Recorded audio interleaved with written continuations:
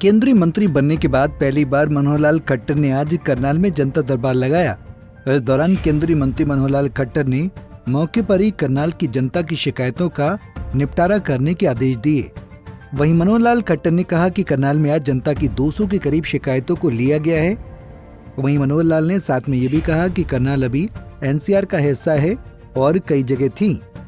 वहीं मनोहर लाल ने साथ ही करनाल के पुराने शहर में बनने वाले फ्लाईओवर को लेकर कहा कि व्यापारियों से इस मुद्दे पर बातचीत हुई थी, लेकिन अभी वो फ्लाईओवर नहीं बन रहा है और जल्दी इस मुद्दे को लेकर वो आगे बात करेंगे। सर, क्या कुछ समस्या आई थी करनाल?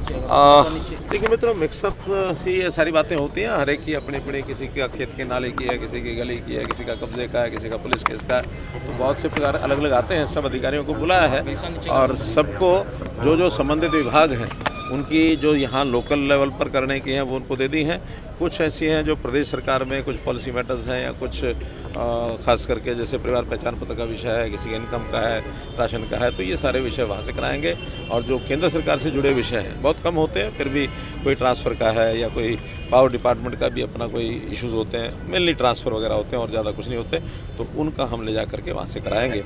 और लगभग मुझे लगता है कि आज 200 से ऊपर ऐसे लोग यहाँ थे जिनके सबके कागज ले लिए हैं और संबंधित विभागों को दे। एक सर, करनाल का फ्लाईओवर का मामला आ रहा है, काफ़ी लंबित पड़ा है सर, करण के आपने भी कहा। हाँ, कुछ लोगों ने मेरे तक बात पहुँचाई है, तो हमने उनको कहा कि अभी इसको नहीं बनाना है और आगे उन्हीं दुकानदारों से बातचीत करके परामर्श करके अगर आवश्यकता होगी तो बनाएं। सर जन संवाद में पहले एक मामला सामने आया था, वार्ड नंबर 1 में स्कूल जर्जर हालत में चल रहा है। एक विषय की जानकारी होती भी नहीं और एक विषय पूछना भी नहीं चाहिए। सर, आप जैसे कैबिनेट मिनिस्टर हैं, तो रैपिड ट्रेन का जो इशू था सर, अब वो कितना एक्सपेंड करेंगे सर? अभी पानीपत तक को पहले मंजूर हुआ है, उसका करनाल, जब मैं यहाँ स्वयं मुख्यमंत्री था तो करनाल तक का हमने लगाया हुआ है।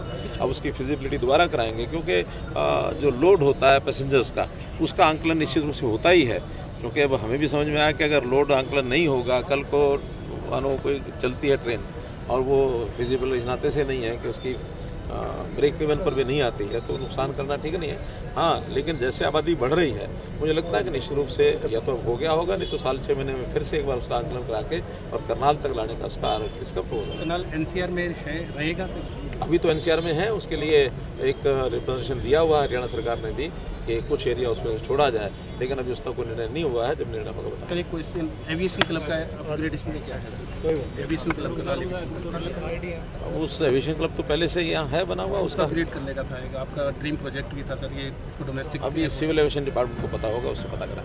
वहीं मनोहर लाल ने रैपिड रेल को लेकर कहा कि पानीपत तक इशू हुआ है, लेकिन करनाल तक लाने की कोशिश वो करेंगे। वहीं करनाल का एविएशन क्लब हवाई पट्टी के अपडेट पर मनोहर लाल ने कहा कि इसके बारे में केंद्रीय सिविल मंत्रालय ही जानकारी दे पाएगा। करनाल से bureau report, Punjab Kesari TV.